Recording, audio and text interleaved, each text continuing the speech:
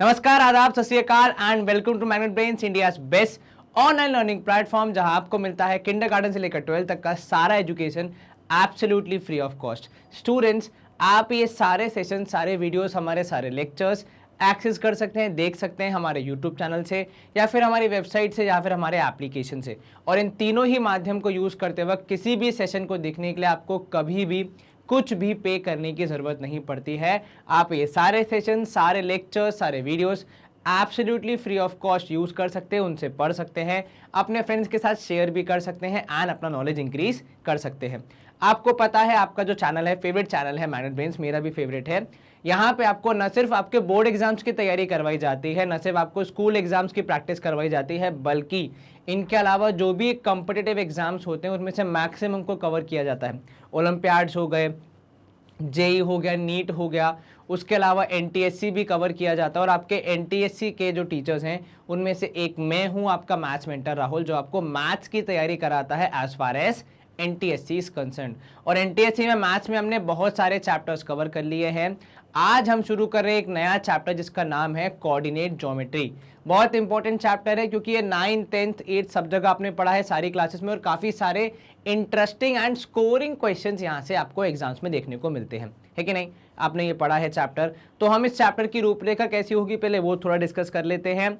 सबसे पहले हम यहाँ पे देखेंगे इस सेशन में हमारे आज के कि इस चैप्टर के बेसिक कॉन्सेप्ट क्या हैं, जिनकी लिस्ट आप ठीक मेरे पीछे देख भी सकते हैं। इनको थोड़ा एक्सप्लोर करेंगे, समझेंगे और थोड़ा रिवाइज करेंगे इन सारे टॉपिक्स को, एंड देन कुछ एग्जाम्पल सॉल्व करने के साथ इस सेशन को हम लोग समाप्त करेंगे। अगले सेशन में जो उसके बाद आप देखेंगे उसमें आपको क्वेश्चन सॉल्व करवाएंगे हम 2 लेवल्स के साथ, लेवल 1 और लेवल 2, जैसा कि हमारे हर चैप्टर में परंपरा रहती है। लेवल 1 क्वेश्चन थोड़े इजी रहेंगे, लेवल 2 क्वेश्चन थोड़े टफ रहते हैं, लेकिन एग्जाम्स के हिसाब से काफ़ी इंपॉर्टेंट होते हैं। उसके बाद obviously it would be continued with previous year questions, और इन सब के बीच में आपको डीपीक्यू शीट्स भी सॉल्व करनी है ताकि आपकी प्रैक्टिस बहुत अच्छी हो जाए, बहुत सारे क्वेश्चन सॉल्व कर ले और आपकी तैयारी इस चैप्टर के लिए और एग्जाम के लिए एकदम मजबूत हो जाए। ठीक है, चलिए समझ लिया आपने क्या क्या करना है। शुरू करें हम आज का सेशन। तो आज का हमारा सेशन है भैया एनटीएससी का जो सैट पार्ट है, आपको पता है 2 पार्ट होते हैं। सैट में आता है मैथ्स, जिसमें हम पढ़ने वाले हैं चैप्टर का नाम है कोऑर्डिनेट ज्योमेट्री। सबसे पहले हम रिवाइज करेंगे कार्टेशियन सिस्टम को। तो बेसिकली कार्टेशियन सिस्टम होता क्या है? तो एक ऐसा सिस्टम, जैसा कि आप यहाँ पे शब्दावली में देख सकते हैं, डेफिनेशन में देख सकते हैं, एक ऐसा सिस्टम जिसका यूज किया जाता है किसके लिए, क्या करने के लिए? जिसका यूज किया जाता है डिस्क्राइब करने के लिए पोजीशन को। क्या डिस्क्राइब करने के लिए? पोजीशन को डिस्क्राइब करने के लिए किसी भी पॉइंट की। पहले एक पॉइंट से हम शुरू करते हैं, फिर सेट ऑफ पॉइंट, उसके बाद फिर लाइन, सेगमेंट वगैरह सबको डिफाइन करते हैं, पर सब कहानी शुरू होती है एक ही पॉइंट से, किसी एक प्लेन में। इसको कहा जाता है कार्टेशियन सिस्टम। ठीक है सर, लेकिन इसका नाम कार्टेशियन सिस्टम ही क्यों पड़ा? क्योंकि इस सिस्टम को इजाद करने वाले या फिर अच्छे से एक्सप्लेन करने वाले, यूज करने वाले जो एक मैथमेटिशियन थे जिनका नाम है रेने कार्टेस। ठीक है, इन्हीं के नाम पर इसको यहाँ पे कार्टेशियन सिस्टम कहा जाता है। आपको ये नाम याद करने की जरूरत नहीं, पर फिर भी थोड़ी जानकारी के लिए बता दूं कि कार्टेशियन सिस्टम का नाम एक मैथमेटिशियन थे, महान रेने कार्टेस, उनके नाम पे रखा गया है कि उन्होंने ही इस सिस्टम को काफी अच्छे से लोगों को एक्सप्लेन किया था। ठीक है, चलिए अब ये सिस्टम की जरूरत क्यों पड़ी? क्योंकि एग्जाम्पल अगर आप ले ले, मान लीजिए हम सब अभी इस देश में या फिर दुनिया में अलग अलग कोने पे बैठे, पर अगर हम चाहते हैं कि हम सभी एक शीट ऑफ पेपर पे, ठीक है, एक शीट ऑफ पेपर पे एग्जैक्टली सेम पॉइंट पे एक यहां पे ऐसे डॉट बनाए, एग्जैक्टली सेम जगह पे। ठीक है, तो ये जो एक्सपेरिमेंट, ये जो एक्टिविटी मैं करना चाह रहा हूं कि एक फिक्स शीट ऑफ पेपर पे A4 साइज का जो होता है हमारा व्हाइट कलर का पेपर, उसमें मुझे सारे स्टूडेंट्स के साथ इसी पॉइंट पे एक डॉट बनाना है, मतलब इसी जगह पे ये डॉट बनाना है। तो वो बनाने में, ये पूरी एक्टिविटी करने में जो हमारी हेल्प करेगा वो है हमारा कार्टेशियन सिस्टम, जो हमें बताएगा कि भैया नीचे के पॉइंट से, जहां से पेज शुरू हो रहा है, वहां से कितना पहले राइट जाना है, फिर कितना ऊपर जाना है, ताकि हम करेक्ट पॉइंट पे पहुंच पाए। ठीक है, समझ में आया आपको? ठीक वैसा ही है जैसा हम किसी को रास्ते बताते हैं कि भैया आगे जो मंदिर है वहां से राइट ले लो, वहां पे झुकते हुए मंदिर पे प्रणाम करते हुए आगे निकल जाना और आपका काम हो जाएगा। ठीक है, ठीक वैसे यहाँ पे भी है कि एक स्टार्टिंग जो रेफरेंस पॉइंट होता है जहां से पूरी कहानी शुरू हो रही है, उसके हिसाब से फिर आप चीजों को हाईलाइट करके बताते हैं। चलिए आगे के हम पॉइंट देख लेते हैं। यहाँ पे क्या कह रहा है कार्टेशियन सिस्टम, कि in a Cartesian system there are two perpendicular lines. बिल्कुल ठीक, जैसा कि आप यहाँ पे देख पा रहे हैं, ये कार्टेशियन सिस्टम का परफेक्ट एग्जांपल है। दो लाइंस हैं, एक एक्स एक्सिस दूसरी वाई एक्सिस। ठीक है, और इन दोनों के बीच में एकदम कट्टर दुश्मनी है, एकदम परपेंडिकुलर है एक दूसरे के। ठीक है, तो भैया परपेंडिकुलर क्यों रखा गया है, ताकि आपको एक कॉमन पॉइंट मिल जाए जहां से पूरी कहानी शुरू होगी, एक रेफरेंस पॉइंट। जैसा कि मैंने पेज वाले में कहा था कि हम सभी कहां से शुरू करेंगे, एकदम नीचे वाले कोने से, इधर वाले से। हालांकि उसी पेज में 3 और पॉइंट हैं, लेकिन क्योंकि हमें एक जैसा ही कार्य कर रहा है तो इसलिए हमने एक कॉमन रेफरेंस पॉइंट लेकर ही अपना कार्य करना है। ठीक है, अपना काम करना है, जो भी हमें ड्रॉ करना है। अब इस पॉइंट को हम यूज करते हैं उन रेफर करने के लिए कि कहां जाना है, आगे पीछे दाएं बाएं। ठीक है, the horizontal line x x dash is called x axis. तो जो हॉरिजॉन्टल लाइन है, जो कि यहाँ पे स्लीपिंग है, ऐसे स्लीपिंग है, जिसको हम हॉरिजॉन्टल कहते हैं, उसका नाम है एक्स एक्सिस। और जो वर्टिकल है उसका नाम क्या है, वाई एक्सिस। बहुत ही बेसिक्स हैं, कक्षा 8वीं 7वीं में आप पढ़ चुके हैं, इसलिए फटाफट रिवाइज करा दे रहे हैं कि हॉरिजॉन्टल वाली को एक्स एक्सिस बोलते हैं, वर्टिकल वाली को वाई एक्सिस बोलते हैं। आपको ये भली भांति पता है। चलिए आगे बढ़ते हैं हम और देखते हैं क्या पॉइंट्स हैं। अब the point where these lines intersect each other is called origin. देखो ओरिजिन का मतलब क्या होता है, जहां से सारी चीजें शुरू होती हैं। तो यहां पे भी इनके मिलने के पॉइंट को कहा जाता है ओरिजिन, और अब वहीं से सब कुछ शुरू होगा, वहीं से आप आगे पीछे दाएं बाएं मूव करेंगे। और इसको हमेशा सदैव ही किससे डिनोट किया जाता है, ओ से डिनोट किया जाता है। किससे, ओ से। ठीक है, ओ से डिनोट किया जाता है, और ऐसा रीजन है बिकॉज वो जो पॉइंट होता है जहां से सब कुछ शुरू हो रहा है, मतलब वहां पे कुछ भी नहीं है, और जहां कुछ नहीं है वहां क्या होता है, शून्य होता है। तो शून्य का ही दूर का रिश्तेदार है ओ, मतलब दिखने में एक जैसे होते हैं थोड़े से, बस ओ थोड़ा सा हेल्दी होता है, जीरो थोड़ा सा स्लिम ट्रिम होता है, वही डिफरेंस है। तो इसलिए आप वहां पे ओ से लिखते हैं, डिनोटेड बाय ओ। ठीक है, OX and OY are called positive direction and OX dash and OY dash are called negative direction। तो मतलब देखो ये हो गया पॉजिटिव, इधर जाने वाला, ये ऊपर जाने वाला पॉजिटिव, इधर पे नेगेटिव और इधर पे नीचे भी नेगेटिव। ठीक है, तो 2 पॉजिटिव 2 नेगेटिव, और यहाँ पे सारे केस कवर हो जाते हैं कि दोनों पॉजिटिव हो गए, एक पॉजिटिव एक नेगेटिव, दोनों नेगेटिव हो गए, और पहला पॉजिटिव दूसरा नेगेटिव, वो सारे केस यहाँ पे कवर हो जाते हैं। चलिए अब जैसा कि आप देख सकते हैं, 2 लाइंस के इंटरसेक्शन से, परपेंडिकुलर इंटरसेक्शन से क्या हुआ, जो हमारा यहाँ पे कार्टेशियन प्लेन था, जो ये पीस ऑफ पेपर है, उसके अब 4 हिस्से हो गए। कितने हिस्से हो गए भैया, 4 हिस्से। तो उन 4 हिस्सों को क्या कहा जाता है, क्वाड्रेंट्स कहा जाता है। ठीक है, क्वाड वर्ड यूज होता है 4 के लिए। उदाहरण के तौर पे क्वाड्रिलैटरल्स, जिसके 4 साइड्स होते हैं, क्वार्टर मतलब चौथा हिस्सा, तो वैसे यहाँ पे क्वाड्रेंट मतलब 4 हिस्से मतलब है ना। तो चारों हिस्सों का नाम क्या होता है, चारों को कहा जाता है क्वाड्रेंट, और उनको संख्या दी गई है। पहला क्वाड्रेंट हमेशा ये रहेगा, दूसरा क्वाड्रेंट इधर आता है, तीसरा क्वाड्रेंट नीचे, चौथा इधर। कल को ये मत कहना कि सर मेरे सीधे हाथ से ये वाला पहले पढ़ रहा है तो मैं इसको क्वाड्रेंट 1 बोल दूं क्या। नहीं प्रभु, जिसका जो नाम है, जो जगह है, उसको वहीं रखा जाता है, ऐसे मन से चेंज नहीं किया जाता है। या आप बोल रहे हो कि सर आज मन नहीं कर रहा है क्वाड्रेंट 1 को क्वाड्रेंट 1 बोलने का, क्या उसको क्वाड्रेंट 3 बोल दें, तो ऐसा मन से नहीं चलेगा। चीजें फिक्स हैं ताकि समक्ष विश्व में, चाहे बच्चा हिंदुस्तान में बैठा हो, चाहे यूएसए में बैठा हो, चाहे जापान में बैठा हो, जब कोई कहे कि क्वाड्रेंट 1 तो सब उस क्वाड्रेंट की तरफ ही इशारा करेंगे। ठीक है, समझ में आया, कोई दिक्कत तो नहीं है। चलिए बहुत बढ़िया। कितने क्वाड्रेंट, 4 क्वाड्रेंट सदैव एंटी क्लॉकवाइज फॉर्म में OX से स्टार्ट होते हैं। तो देखो ये रहा आपका OX, तो OX से जब आप एंटी क्लॉकवाइज मूव करोगे सबसे पहले क्वाड्रेंट 1 आएगा, आगे बढ़ोगे क्वाड्रेंट 2, उसके बाद क्वाड्रेंट 3 से होते हुए क्वाड्रेंट 4 पे आपकी यात्रा समाप्त होगी, ठीक है, और आपका चक्र पूरा कंप्लीट हो जाएगा। कोई समस्या तो नहीं? बिल्कुल नहीं सर। चलिए बहुत बढ़िया, काफी ही यहाँ पे अच्छा डिस्कशन चलता हुआ। चलिए आगे बढ़ते हैं। So the plane consist of three these axis and this coordinate is called a Cartesian plane.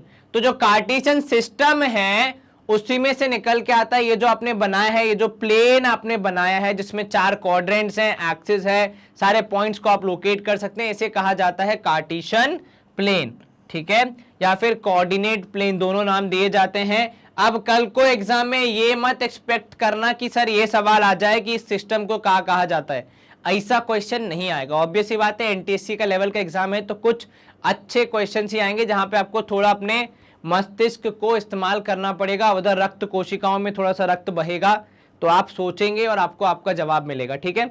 चलिए थोड़ा सा बाबा जी का ज्ञान था यहाँ पे बायोलॉजी के साथ। These axis are called coordinate axis. कौन सी वाली? ये एक्स और वाई को कहा जाता है कोऑर्डिनेट एक्सिस, ठीक है, दोनों को मिला के। भाई एक्स एक्सिस और वाई एक्सिस तो उनके इंडिविजुअल नाम है ना, पर पूरी एक्सिस को जो परिवार है इनका एक्सिस का, उन्हें क्या कहा जाता है? उन्हें कहा जाता है कोऑर्डिनेट एक्सिस, ठीक है। चलिए बहुत बढ़िया। एक्स वाई प्लेन भी इसका नाम है तो वो भी आप याद रखिएगा, कई बार सवाल में दे दिया जाता है कि एक्स वाई प्लेन में ऐसा कुछ हो रहा है। अब व्यक्ति सोचता है एक्स वाई कौन सा प्लेन है, मतलब हमने एयर इंडिया सुना है, स्पाइस जेट सुना है, इंडिगो सुना है, ये एक्स वाई कौन सा ब्रांड है? तो वो प्लेन कंपनी वाला ब्रांड नहीं है प्रभु, एक्स वाई प्लेन मतलब ये है, ठीक है, कंफ्यूज नहीं होना है। चलिए बहुत बढ़िया, आगे बढ़े। और क्या पॉइंट है हमारे पास? The coordinate of a point are return by using following conventions. Okay, ठीक है। अब इसके पीछे की जरा कहानी समझते हैं, ये कन्वेंशंस क्या है।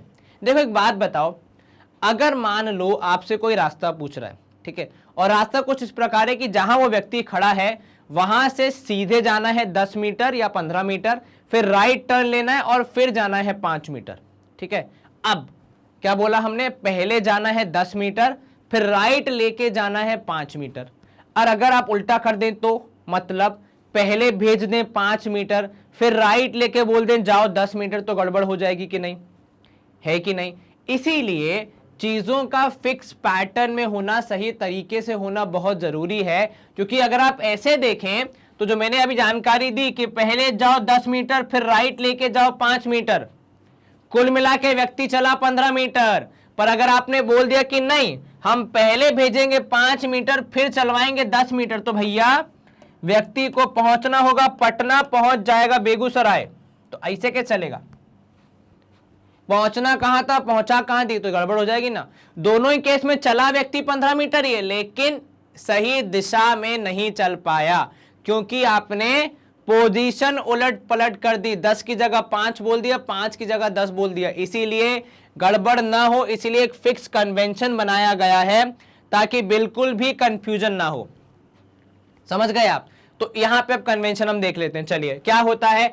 The x coordinate of a point is the perpendicular distance from the y axis measured along the x axis, ठीक है। अब ये जरा समझना कहना क्या चाह रहा है ये। मान लो ये आपका एक पॉइंट है, इसके कोऑर्डिनेट्स बताने हैं, इसका एड्रेस बताना है, तो कैसे बताओगे? सर पहले हम खोजते हैं कि ये एक्स पे कितना है। अब वो कैसे पता लगाया जाता है? तो भैया एक्स पे खोजना है तो वाई से दूरी पता की जाती है। और जब हम प्रैक्टिस करते हैं तो हम एक्चुअली यही करते हैं, पर जब कोई ऐसा बोलता है ना है एक्स के लिए वाई से दूरी की जाती है तय, बिल्कुल ठीक वैसे ही किया जाता है, लेकिन बस हम जब सॉल्व करते हैं तब हमें पता नहीं चलता है, ठीक है। तो जैसे अब यहां पे आ गया, मान लो इसकी वाई से दूरी है 3, आपको कैसे पता? तो देखो नीचे एक्स एक्सिस की मदद से तो निकाला, तो एक्स के बारे में बताया तो एक्स ने ही, पर वाया वाई बताया, ठीक है। तो यहां पे आएगा 3 और मान लो ये दूरी है 4, तो 3,4, पहले x फिर बाद में y। क्या आपको ये समझ में आया? हाँ जी सर बिल्कुल समझ में आ गया। अब जो x कोऑर्डिनेट है, मतलब जो x का एड्रेस है उसे क्या कहा जाता है? उसे कहा जाता है एब्सिसा, और जो y का है उसे कहा जाता है ऑर्डिनेट। ये देखो पहले भी पूरा x का ही बता रहे हैं, ठीक है, उदाहरण के तौर पे यहां पे अगर हम चर्चा करें तो ये पॉइंट P के बारे में बता रहा है कि जो x एक्सिस पे लाई कर रहा है उसके कोऑर्डिनेट्स हैं x, 0, क्योंकि वो y के पास गया ही नहीं, मतलब ऊपर नीचे गया ही नहीं, केवल राइट लेफ्ट मुड़ रहा है। तो जब मूवमेंट ही नहीं करोगे तो 0 हो जाएगा, तो इसलिए x की वैल्यू यहाँ पे x, y की जगह पे 0 लिख दिया, ठीक है। और यहाँ पे सबसे इंपॉर्टेंट क्या है कि x कोऑर्डिनेट को कहा जाता है एब्सिसा, नाम है भैया उसका। ऐसे बोल दो ना x कोऑर्डिनेट, तो काम है कि वह x कोऑर्डिनेट होने का दायित्व निभा रहा है, x कोऑर्डिनेट होने की रिस्पॉन्सिबिलिटी है उसकी, लेकिन उसका नाम क्या है, उसका नाम है एब्सिसा, ठीक है। ध्यान रखना ये चीज, काफी इंपॉर्टेंट वर्ड है। ऐसे ही जब आप y की तरफ जाते हैं तो भैया y कोऑर्डिनेट को कहा जाता है ordinate, the y coordinate is called ordinate, ठीक है। ये आपको समझ में आ गया। अब in stating the coordinates of a point in the coordinate plane, वहां पे अगर कोई पॉइंट है जिसका आपको एड्रेस बताना है, आपको हमेशा x को फर्स्ट लिखना पड़ता है, y को सेकंड लिखना पड़ता है, ताकि कंफ्यूजन ना हो। जो मैंने बोला 10 के बाद राइट लेके 5 या 5 के बाद राइट लेके 10, अलग अलग हैं दोनों चीजें। ठीक वैसे ही यहां पे x और y अगर आप उल्टा लिख देंगे, मतलब पहले y लिख देंगे बाद में x लिख देंगे, तो फिर भैया दिक्कत हो जाएगी। इसीलिए हमेशा क्या होता है, पहले x होता है बाद में y होता है, और वो दोनों भाग ना जाए कहीं बाहर, इसलिए उन्हें ब्रैकेट में बंद कर दिया जाता है। वरना भैया प्लेन जमीन है, कहीं भी भाग सकते हैं पॉइंट्स, इसलिए वो भागे ना, इसलिए उन्हें ब्रैकेट में बंद किया जाता है। विशेषकर अगर कोई पॉइंट x एक्सिस या y एक्सिस पे है तो भैया देखो सिंपल सा लॉजिक समझना, अगर आप एक्सिस पे हैं तो मतलब आप किसी के वर्चस्व में हैं। उदाहरण के तौर पे यदि आप x एक्सिस पे हैं तो वो x की एक्सिस है, मतलब वहां पे x का राज चलता है, मतलब वहां पे y क्या होगा, शून्य होगा, सिंपल। अगर आप y एक्सिस पे हैं तो मतलब आप भाई y के घर में हैं, जहां पे y का मैक्सिमम राज चलता है, वहां पे x क्या होगा, x की ताकत शून्य होगी, तो वो 0, y देखो लिखा हुआ है। ये समझ में आया आपको याद करने का तरीका। आप अगर एक्सिस पे हैं, आप अगर उस पॉइंट पे हैं कि जहां पे उस पर्टिकुलर एक्सिस की राज चलता है, एक्स एक्सिस का या फिर वाई एक्सिस का राज चलता है, तो दूसरी वाली पार्टी 0 के बराबर होगी, ठीक है। चलिए, ये तो होगा बहुत बेसिक कॉन्सेप्ट, कक्षा 8वीं में आप पढ़ चुके हैं, 9वीं में भी आपने प्रैक्टिस किया है। यहां पे अगर आप देखेंगे अब, ठीक है, साइन कन्वेंशन, देखो अब क्योंकि इतनी चीजें फिक्स हो गई हैं, आपने एक्सिस फिक्स कर दी, वाई एक्सिस फिक्स कर दी, किसको पहले लिखना है किसको बाद में लिखना है ये फिक्स कर दिया, क्वाड्रेंट फिक्स कर दिए, तो फिर उनके साइंस भी फिक्स हो जाते हैं। जैसे कि पहले क्वाड्रेंट में दोनों वैल्यूज हमेशा पॉजिटिव रहती हैं, मतलब अगर कोई पॉइंट पहले क्वाड्रेंट में लाया कर रहा है तो इसकी 100% गारंटी है कि जनाब के दोनों ही पॉइंट, दोनों ही कोऑर्डिनेट्स कैसे होंगे, पॉजिटिव होंगे। अगर आप सेकंड क्वाड्रेंट में हैं तो आपका x हो जाएगा नेगेटिव, y हो जाएगा पॉजिटिव। देखो यहां पे लिखा है minus plus second quadrant, plus plus first quadrant. वैसे याद रखने वाली बात तो नहीं है क्योंकि इतनी प्रैक्टिस अब तक आप कर चुके हैं कि आपको याद हो चुका होगा, फिर भी रिवाइज करवाना हमारी नैतिक जिम्मेदारी है। चलिए, इसके बाद दोनों नेगेटिव मतलब थर्ड क्वाड्रेंट, बहुत बढ़िया। और x पॉजिटिव y नेगेटिव मतलब फोर्थ क्वाड्रेंट। अब यहां पे देखो the coordinate of the origin are 0,0, जैसा कि मैंने पहले भी चर्चा की थी, and it has 0 distance from both the axis. मतलब देखो वहीं से तो पूरी कहानी शुरू हो रही है, तो जब आप पूरी कहानी ही यहां से शुरू कर रहे हैं मतलब स्टार्ट हो रहा है, तो जब स्टार्ट नहीं होता है कुछ तो चीजें कैसी होती हैं, 0,0 होती है। मान लो आप रेस कर लगा रहे हैं, तो जब रेसिंग लाइन का जो स्टार्टिंग पॉइंट होता है वहां पे कितना टाइम लिया है सबने, कुछ भी टाइम नहीं लिया, वो तो रेस स्टार्ट होने के बाद फिर टाइम गिनना स्टार्ट होता है ना, तो 0,0 वहां पे भी रहता है। तो वैसे यहां पे भी है 0,0 मतलब सब कुछ स्टार्ट हो रहा है, और ये कहां पे होता है, केवल और केवल ओरिजिन के ऊपर। बेसिक स्मॉल इंपॉर्टेंट पॉइंट्स, अगर इनको आप रिवाइज नहीं करेंगे तो आपके कई बार सिली मिस्टेक होने के चांसेस ज्यादा होते हैं। चलिए, अब यहां पे आ जाते हैं मेन कक्षा 10वीं के कॉन्सेप्ट। यहां तक आपने जितना पढ़ा वो 8वीं 9वीं में ज्यादा पढ़ाया जाता है, लेकिन 10वीं में आपका जो कोऑर्डिनेट ज्योमेट्री है वो थोड़ा सा कैसा हो जाता है, कॉम्प्लेक्स हो जाता है, क्योंकि आप यहां पढ़ते हैं कुछ इंपॉर्टेंट फॉर्मूलाज। सबसे पहला फॉर्मूला है डिस्टेंस फॉर्मूला, ठीक है। इसका नाम और इसका काम क्या है? मान लीजिए आपके पास एक कार्टेशियन प्लेन है, ठीक है, जिसमें दो पॉइंट्स आपको दिए गए हैं, एक इधर है और एक इधर है। इन दोनों ही पॉइंट्स के बीच की दूरी कितनी है, इन दोनों ही पॉइंट्स के बीच की दूरी कितनी है, वह पता लगाने के लिए हम यूज करते हैं डिस्टेंस फॉर्मूला।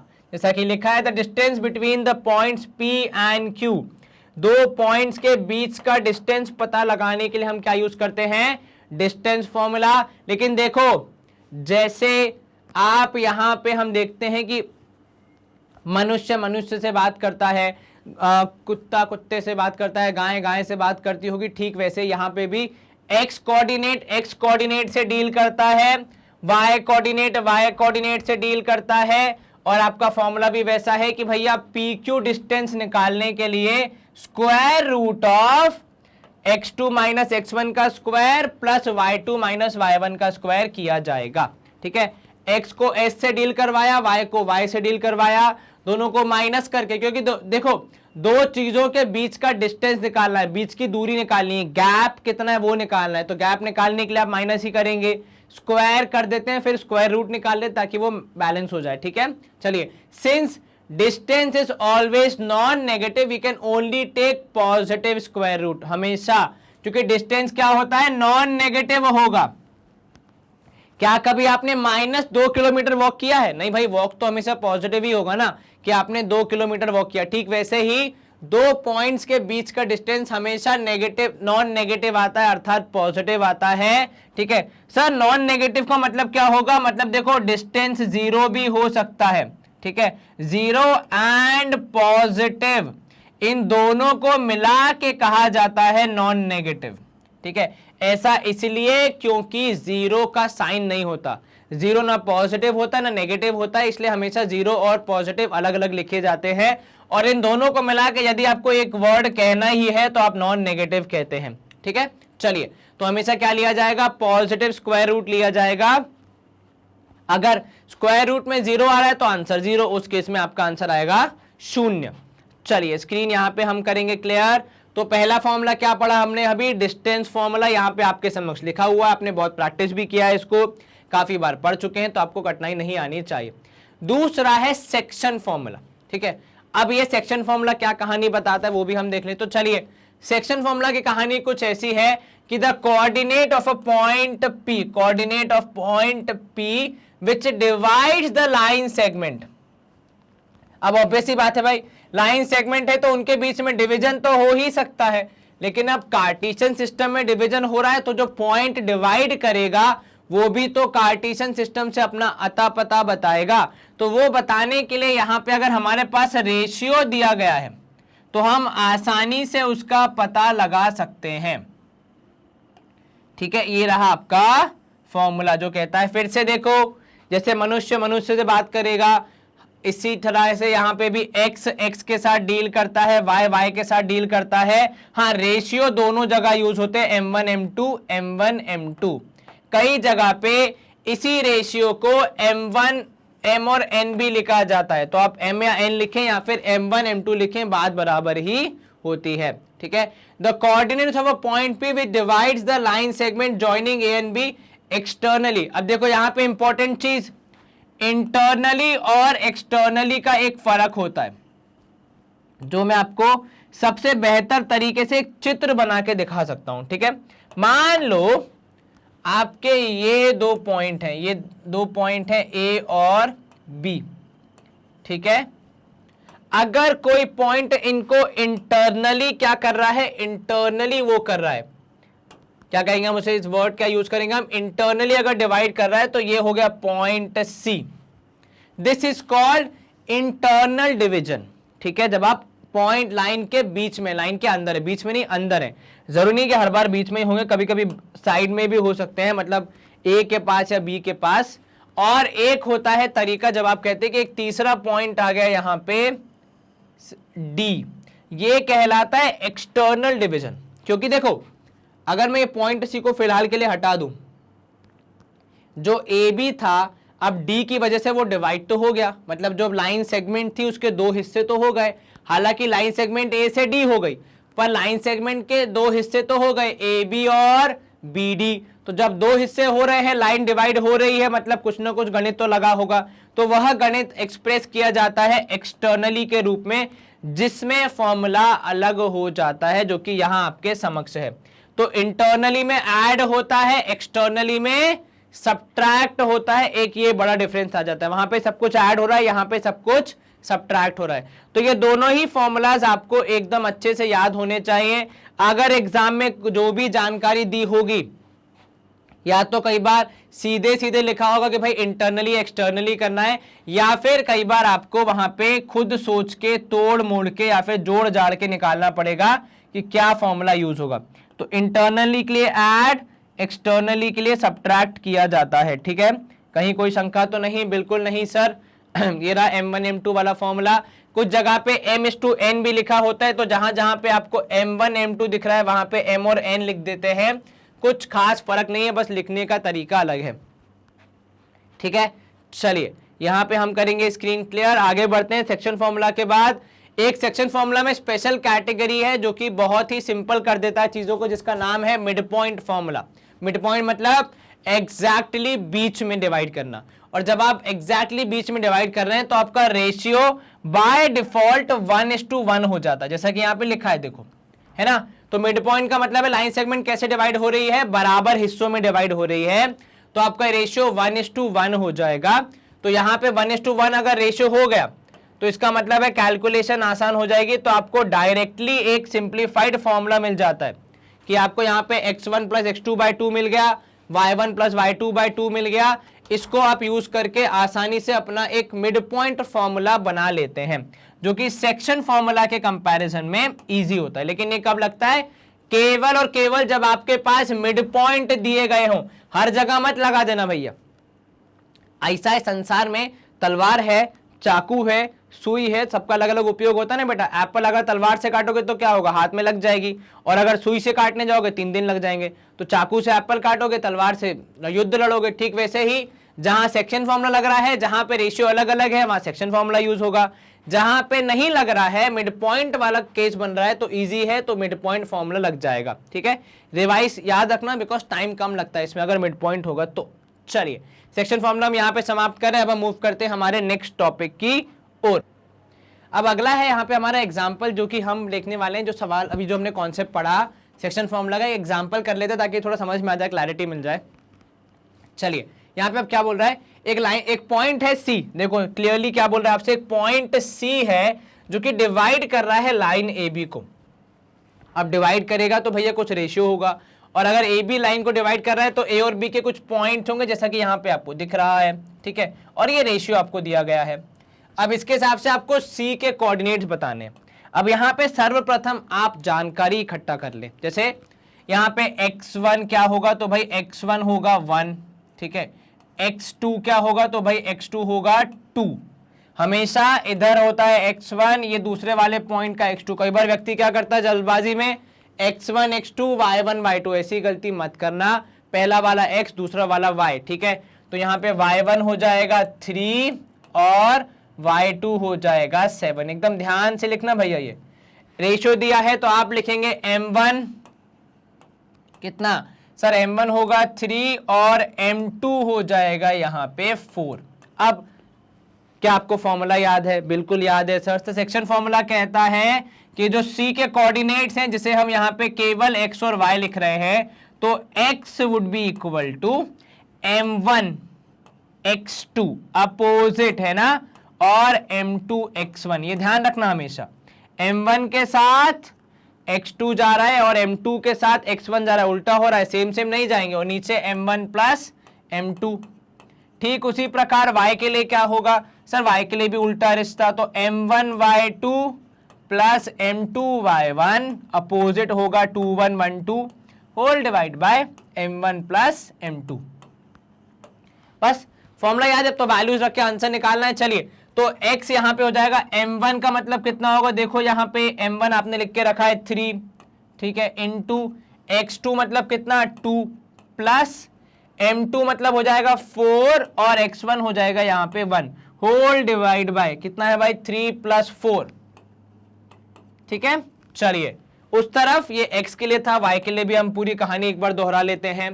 तो y के लिए भी m1 मतलब कितना, m1 मतलब 3, y2 मतलब यहां पे हो जाएगा 7 प्लस m2 मतलब 4 और y1 मतलब 3, तो 4 × 3।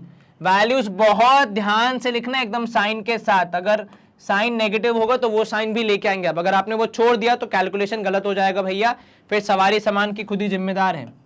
चलिए यहाँ पे 3 2 6 + 4 होल डिवाइड बाय 7। ठीक है, इधर पे हो जाएगा y = 7 या 21 + 12 होल डिवाइड बाय 7। चलिए अब आप क्या करेंगे सर, यहां हो जाएगा 10/7 क्योंकि 6 और 4 होता है 10, तो यहां पे हम लिख देते हैं 10/7 और उधर हो जाएगा 2 और 1 3, 2 और 1 3 33/7 हमारा आंसर होगा। और ठीक इसके ही ऊपर ऑप्शन डी के रूप में मुझे ये आंसर दिख रहा है, तो मैं ऑप्शन डी को अपना जवाब मार्क करते हुए यहां पे चेक करूंगा कि मेरा आंसर ठीक है या फिर नहीं है। Direct question on application of कौन सा फॉर्मूला, सेक्शन फॉर्मूला। तो हर सवाल में आपको यह सोचना पड़ेगा कि इस सवाल में मैंने कौन सा कॉन्सेप्ट यूज किया, कौन सा फॉर्मूला यूज किया जिसकी मदद से मैं अपना जवाब निकाल पाया। ठीक है, जैसे यहां पे आपने क्या यूज किया, सेक्शन फॉर्मूला यूज किया। ठीक है, चलिए यहां पे आपका आंसर आ रहा है 10/7 एंड 33/7। एक बार कंप्यूटर जी से और वेरीफाई करवा लें। कंप्यूटर जी ने भी हरा निशान लगा दिया भैया ऑप्शन डी के सामने। तो गांव में एकदम उल्लास की लहर, उमंग की लहर, एकदम खुशी से फूले नहीं समा रहे हम लोग, क्योंकि हमारा जवाब ठीक आया है। चलिए ऑप्शन डी सही था। आगे बढ़ते हैं, एक और इंपॉर्टेंट कॉन्सेप्ट जिसका नाम है एरिया ऑफ ट्रायंगल। अब देखो भाई, अब आप पॉइंट्स को पॉइंट से जोड़ेंगे तो लकीर बनेगी, लकीर को लकीर से जोड़ेंगे तो कोई ना कोई शेप तो बनेगा ही बनेगा, और सबसे कम लकीरों को यूज करके जो शेप बनता है उसका नाम है ट्रायंगल। तो इसीलिए आपको यहाँ पे ट्रायंगल का फॉर्मूला सिखाया गया है कि ट्रायंगल का फॉर्मूला कैसे निकाला जाता है, ट्रायंगल का एरिया कैसे निकाला जाता है अगर वो एक कार्टेशियन प्लेन पे कार्टेशियन पॉइंट्स की मदद से एक्स और वाई के इन पॉइंट्स की मदद से बनाया गया है तो। ठीक है, चलिए फॉर्मूला क्या है, देखो फॉर्मूला बहुत सिंपल है। एक्स को मेजर रोल दिया गया है तो half of x1 × y2 - y3, x2 × y3 - y1। तो देखो अगर बाहर 1 है तो अंदर 2 और 3, भाई सबको साथ लेके चलना है। बाहर 2 है तो अंदर 3 और 1, यहां पे बाहर 3 है तो अंदर 1 और 2। सिंपल। अब एक चीज और जो मैं यहां पे आपका ध्यान केंद्रित करना चाहूंगा वो यहां पे कि देखो तो ये दो लाइंस बनी है, एक इस तरफ और एक इस तरफ। इन लाइंस का क्या तात्पर्य है, क्या मतलब है, तो ये लाइंस मतलब बेसिकली इसे आप कहते हैं मॉड। ठीक है, इंग्लिश मतलब मैथ्स की भाषा में। और इसका क्या तात्पर्य होता है कि भैया इस लाइन के बाहर जब भी वैल्यू आएगी तो वो हमेशा पॉजिटिव ही आएगी।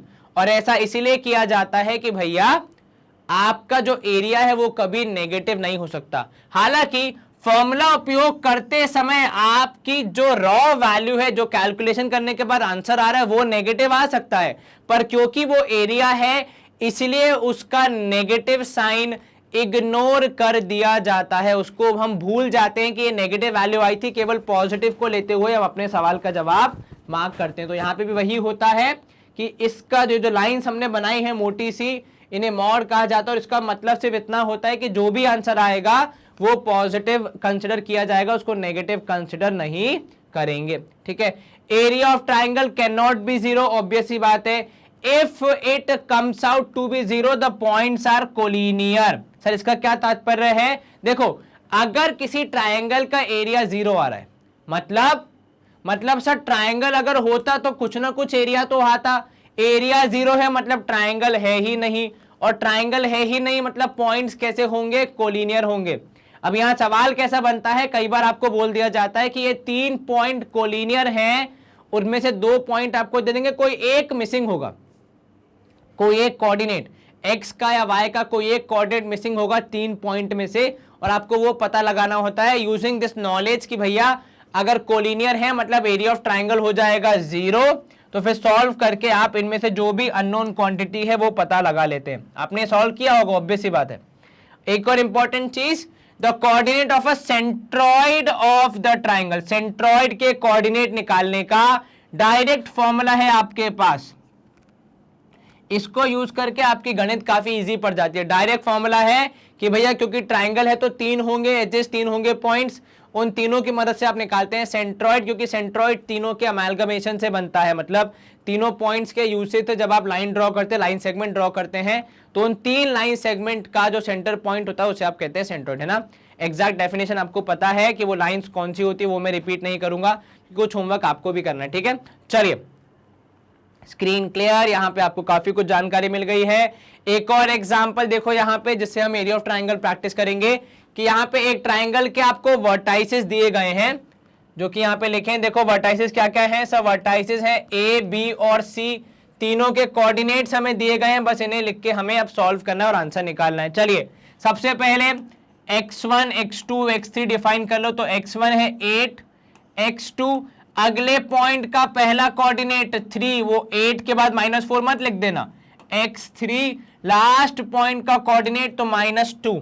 चलिए, अब उसके बाद y1, अब वापस आ जाओ शुरुआत पे तो -4, y2 वापस आ जाओ यहाँ पे b पॉइंट पे तो 6 और y3 हो जाएगा 4।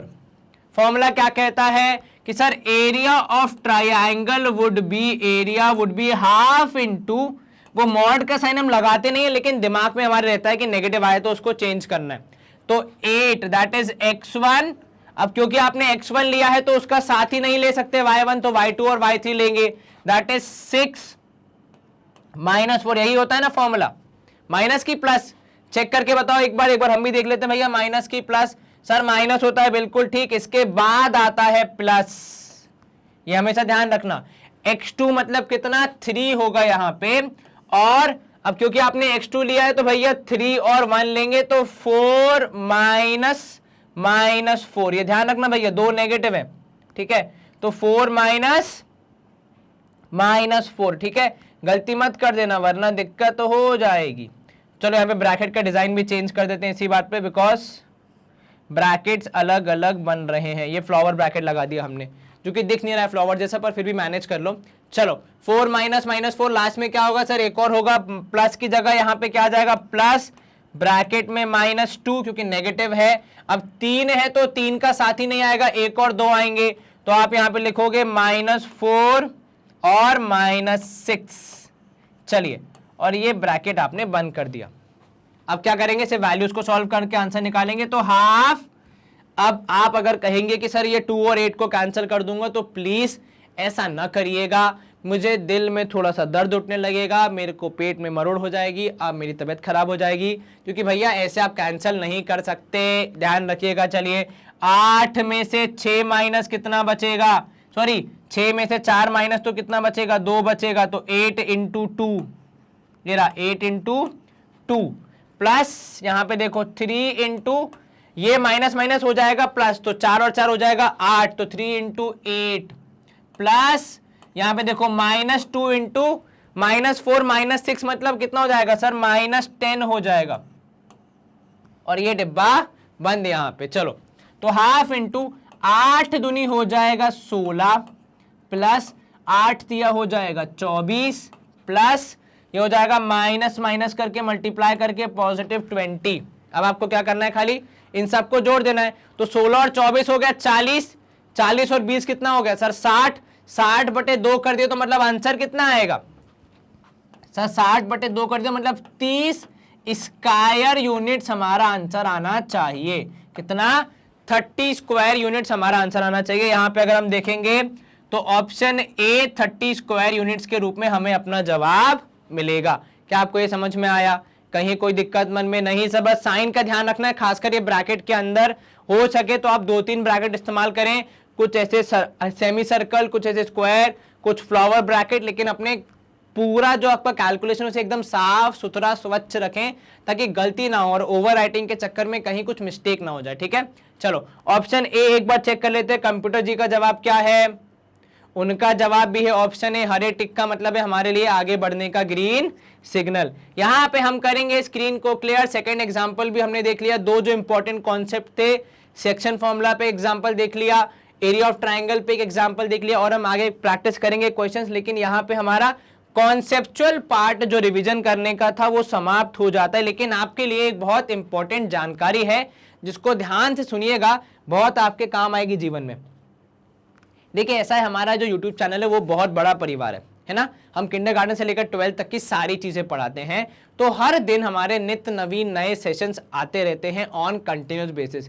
इसीलिए आप में से काफी स्टूडेंट्स के काफी सारे सेशंस मिस हो जाते हैं क्योंकि वो बैकअप नहीं कर पाते कि अभी अगला सेशन आ गया और हमने पिछला वाला खत्म नहीं किया था। बिकॉज आई अंडरस्टैंड बहुत सारी चीजें पढ़नी होती हैं, तो कई बार लोगों को कुछ सेशंस नहीं मिलते हैं, तो फिर आप हमें कमेंट करते हैं, ईमेल करते हैं, व्हाट्सएप करते हैं कि प्लीज ये वाले सेशंस उपलब्ध करवा दीजिए। हालांकि वो पहले से ही आपके लिए उपलब्ध होते हैं पर आप तक पहुंच नहीं पाते हैं। तो इस बड़ी समस्या का, इस विश्व समस्या का हमने एक समाधान निकाला है जो कि है हमारी वेबसाइट, इसका नाम है magnetbrains.com। आप इसको अपने यूट्यूब चैनल से आसानी से एक्सेस कर सकते हैं, सॉरी गूगल से, जो जिसे हम कहते हैं गूगल बाबा जो हैं उनकी मदद से आसानी से एक्सेस कर सकते हैं। बस गूगल पे जाइए, magnetbrains.com टाइप कीजिए, कुछ इस तरीके से आपको हमारी वेबसाइट दिख जाएगी। आपका जो भी इलेक्ट्रॉनिक डिवाइस है, फोन है, टैबलेट है या फिर पर्सनल डेस्कटॉप है या लैपटॉप है, उसके लेफ्ट हैंड साइड में देखना आपको यहाँ पे वेबसाइट खुलती है, एक लिस्ट मिल जाएगी कि हम कौन कौन सी चीजें पढ़ाते हैं। मान लीजिए आपको केवल बोर्ड्स की तैयारी करनी है, स्कूल एग्जाम की तैयारी करनी है, तो देखिए सीबीएसई यहाँ पे लिखा है K-12 टू K-12 मतलब किंडरगार्टन से लेकर 12th तक इंग्लिश में, हिंदी में है तो 6 से लेकर 12 तक का पूरा हिंदी मीडियम।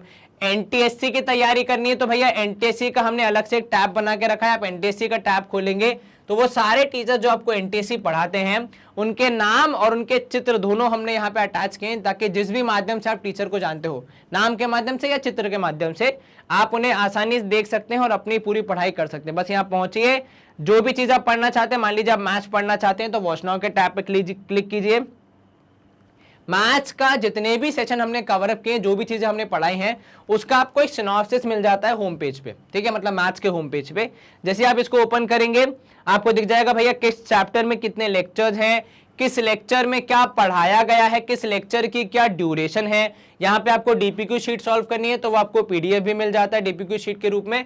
बस आप डीपीक्यू शीट डाउनलोड करें, यहाँ पे क्लिक करें डीपीक्यू शीट 1 पे, आपको डाउनलोड करके वो शीट भी मिल जाएगी और इसके सॉल्यूशन चाहिए तो वो भी नीचे वाले आपको यहाँ पे पूरे लिस्ट में मिल जाएंगे। जैसे यहाँ पे आप देखिए सारे आपके सेशंस हैं, क्या आपको पढ़ाया गया था, कितनी ड्यूरेशन है। बस यहाँ पहुंचिए, जो भी आपको देखना है उसके वॉच नाउ के टैब पे क्लिक कीजिए।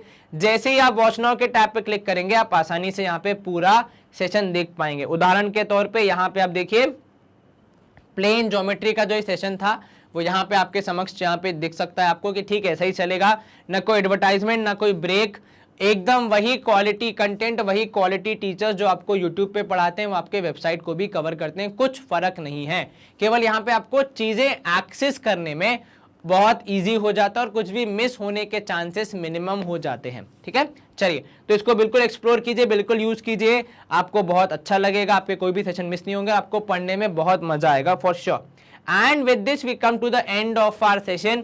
तो हमारा जो 100% फ्री कोर्स है फॉर एनटीसी एग्जामिनेशन, जहां पे मैं आपको सैट की तैयारी करा रहा हूं स्टेज 1 एग्जामिनेशन के लिए, मैथ्स का जो पोर्शन है वो हम कवर कर रहे थे और मैथ्स में हमने आज पढ़ा कोऑर्डिनेट ज्योमेट्री का इंपॉर्टेंट चैप्टर, पूरे बेसिक्स को हमने रिवाइज किया, सारे कॉन्सेप्ट को, 1-2 एग्जांपल सॉल्व किए ताकि थोड़ा आइडिया आ जाए और इसको हम कंटिन्यू करेंगे सिलसिले को क्वेश्चन सॉल्विंग को, जिसको हम कहते हैं हमारे लेवल 1 क्वेश्चंस के रूप में, जो कि आपका नेक्स्ट सेशन होगा। इस सेशन में आपको यदि चीजें समझ में आई हो, थोड़ा सा आपको ज्ञान मिला हो, नॉलेज आपका इंक्रीज हुआ हो, तो प्लीज सेशन को लाइक एंड चैनल को सब्सक्राइब एंड इस वीडियो को शेयर जरूर करें, बिकॉज ज्ञान या नॉलेज जितना आप शेयर करते हैं उतना आपका भी इंक्रीज होता है। अपना ख्याल रखें, अच्छे से पढ़ाई करें, stay home, stay safe, take care, bye bye, good day, see you soon.